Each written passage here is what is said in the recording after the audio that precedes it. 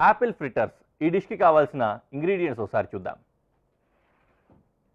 పాలు, యాపిల్, మైదా పిండి, పంచదార, సినమన్ స్టిక్ అంటే చెక్క, అలాగే కొద్దిగా బ్రౌన్ షుగర్. ఇదనమాట ఫ్రిటర్స్ అనే ఈ డిష్. ఆల్మోస్ట్ ఫ్రిటర్స్ని జాపనీస్ తయారు చేశారని చెప్పుకోవచ్చు, ఏషియన్ స్టైల్. బట్ ఇప్పుడు మనం తయారు చేస్తుంది మాత్రం స్పానిష్, పోర్చుగీసు ఇటువైపు వాళ్ళకి సంబంధించిన డిష్ అనమాట. అదేంటి జాపనీస్ ఫ్రిటర్స్ పోర్చుగీసు, స్పానిష్ ఇట్లాంటి వాటికి ఎట్లా వెళ్ళిపోయింది అని చెప్పనే డౌట్ మీకు రావచ్చు. దానికి రీజన్ ఏంటంటే ఫ్రిటర్స్ని యూజువల్గా నార్మల్ ఫ్రిటర్స్, ఫర్ ఎగ్జాంపుల్ ఈ రోజుల్లో మనం ఏదైనా చైనీస్ రెస్టారెంట్కి కానీ జాపనీస్ రెస్టారెంట్కి వెళ్ళి ఏదైనా డిష్ ఆర్డర్ చేస్తే కూడా, ఉదాహరణకి చికెన్ మంచూరియన్, చిల్లీ చికెన్ ఇట్లాంటి డిషెస్ ఏవి చేసినా, లేకపోతే ఏదైనా సరే డ్రమ్ స్టిక్స్ ఆర్డర్ చేసినా, ఇట్లాంటివి ఏవైనా కూడా ఏం చేస్తారంటే ఒక డిష్ని, వెజిటేరియన్ అయినా కూడా ఇన్ఫ్యాక్ట్ ఒక డిష్ని లేకపోతే ఒక ఇంగ్రీడియంట్ని తీసుకొని దాన్ని మొత్తం ఒక పిండిలో మిక్స్ చేసి ఆ పిండిని ఆయిల్లో వేసి డీప్ ఫ్రై చేస్తారు. ఏదైనా పిండిలో డిఫరెంట్ మిక్స్ చేసుకుంటూ ఉంటారు. మన దగ్గర అయితే ఓన్లీ శనగ, ఈ కార్న్ఫ్లవర్ ఇట్లాంటివి మాత్రమే యాడ్ చేస్తూ ఉంటాము. డిఫరెంట్ థింగ్ అది. అందులో వేసిన తర్వాత ఏదైనా ఒక సాస్ ప్రిపేర్ చేసుకొని ఆ సాస్లో వేసి సాటే చేయడము, టాస్ చేయడం అనేది ఫ్రిటర్స్కి జాపనీస్ స్టైల్లో చేసేది. కానీ ఇప్పుడు మనం తయారు చేస్తున్న మాత్రం స్నాక్ ఐటమే, కానీ దీనికి మళ్ళీ సాస్ ఏం రాదు, డైరెక్ట్గా తయారు చేసుకున్న ఫ్రిటర్స్ని అట్లాగే యూస్ చేస్తామన్నమాట. ఓకే, దీనికోసం ఒక బ్యాటర్ తయారు చేసుకోవాలి. దాని తర్వాత ఇంచుమించుగా బజ్జీలు చేసుకున్నట్లుగానే షాలో ఫ్రై చేసుకుంటాము, డీప్ ఫ్రై కాకుండా. మొదలు పెట్టేసుకుందాం. ఫస్ట్ కొద్దిగా ఫ్లోర్ గిన్నెలో వేసుకొని ఇందులో మిల్క్ వేసి కలుపుకోవాలి.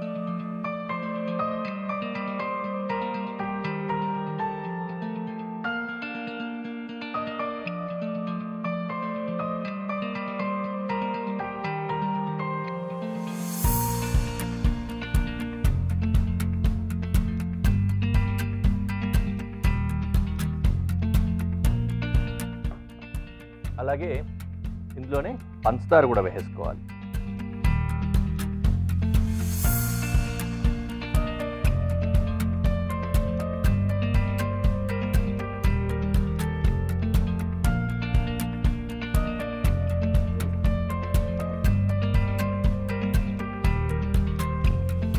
ఇలా ఒక థిక్ బ్యాటర్, చిక్కటి మిశ్రమం లాగా చేసుకుంటాము. ఇది యాపిల్కి కోట్ లాగా వస్తుంది అనమాట.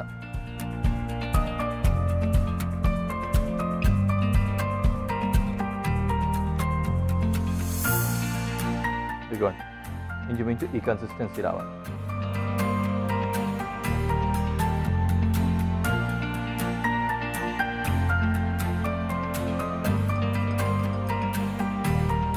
ఆఖరిగా ఇందులో ఫ్లేవర్ కోసం సినమన్ మిక్స్ చేసుకుంటాం కొద్దిగా.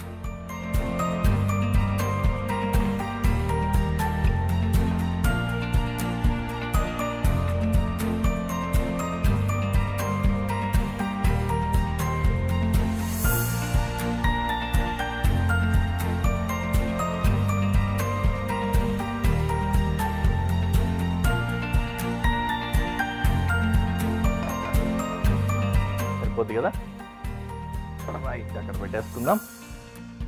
సినమన్ కూడా మిక్స్ అయిపోయింది. ఈ తర్వాత ఏం చేద్దామంటే స్టవ్ వెలిగించి పెనం రెడీగా పెట్టుకుందాము. ఆ తర్వాత యాపిల్ కట్ చేసి ఇందులో ముంచి వేసేసుకుందాం.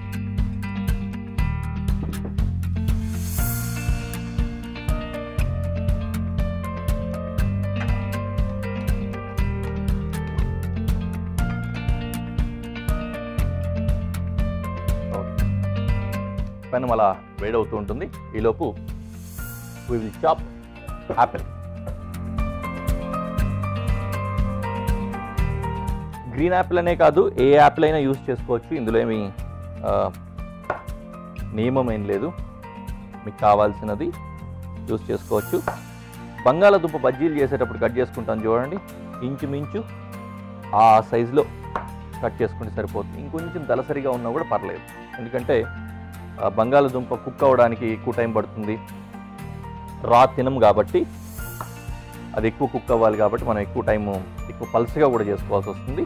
బట్ యాపిల్ విషయానికి వచ్చేసరికి యాపిల్ పచ్చిగా కూడా తినచ్చు కాబట్టి కాస్త దళసరిగా చేసుకున్న ప్రాబ్లం లేదు.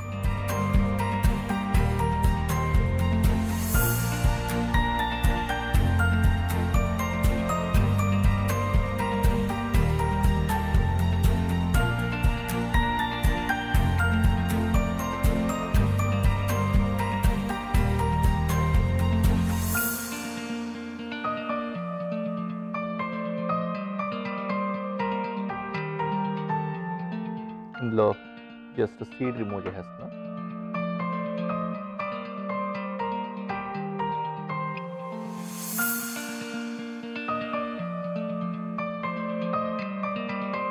ఓకే, ఇప్పుడు ఆపిల్ కట్ చేసుకొని రెడీగా ఉంచుకున్నాం కాబట్టి ఫైనల్ స్టేజ్ ఇంకేం మిగిలాయి, మొత్తం అంతా కూడా ఇంగ్రీడియంట్స్ ఇందులో వేసేసుకున్నాము. ఒక్క బ్రౌన్ షుగర్ తప్ప. బ్రౌన్ షుగర్ మాత్రం లాస్ట్లో గార్నిష్కి వెళ్తుంది కాబట్టి దాని గురించి పెద్దగా ఆలోచించాల్సిన అవసరం లేదు.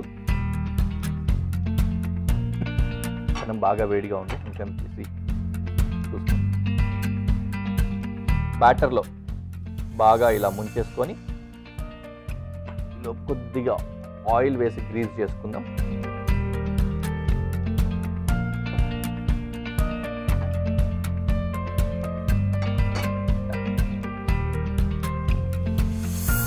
దీన్ని తీసుకెళ్ళి ఇప్పుడు పెనం మీద పెట్టుకుందాం.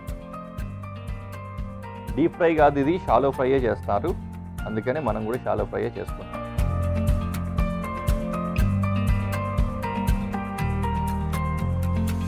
బజ్జీలు అంటున్నాను కాబట్టి ఇందాకటి నుంచి అదేంటి నూనెలో వేసేయాలి కదా అనుకోకండి.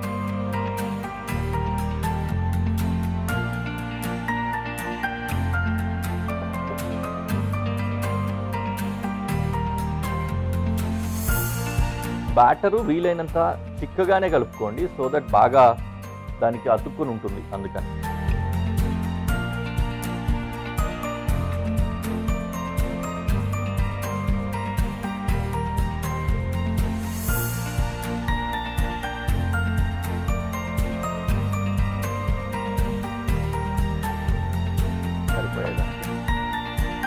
ఒకసారి ఇది కుక్ అయిన తర్వాత ఉల్టా చేసుకుందాం. ఈలోపు చేతులు కడుక్కొని కౌంటర్ క్లీన్ చేసుకొని రెడీగా ఉంటాం.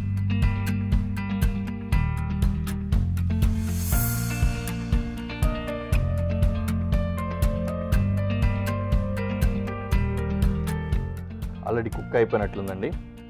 యా, రెండో వైపు వేసేసుకొని అటువైపు కూడా కుక్ చేసుకుందాం. డన్. ఇటువైపు కూడా కుక్ అయిపోతే మన డిష్ రెడీ అయిపోయినట్లే. దీన్ని చక్కగా ప్రెజెంటేషన్లో పెట్టేసి చూసుకోవచ్చు. గార్నిష్ కోసం బ్రౌన్ షుగర్ యూస్ చేస్తున్నాం. ఈ ఫ్రిటర్స్ యూజువల్గా ఏంటంటే స్పానిష్ కానీ పోర్చుగీస్ కానీ ఇట్లాంటి వాళ్ళు వీళ్ళంతా కూడా బ్రేక్ఫాస్ట్లో యూస్ చేస్తారు, బ్రేక్ఫాస్ట్ డిష్ కింద.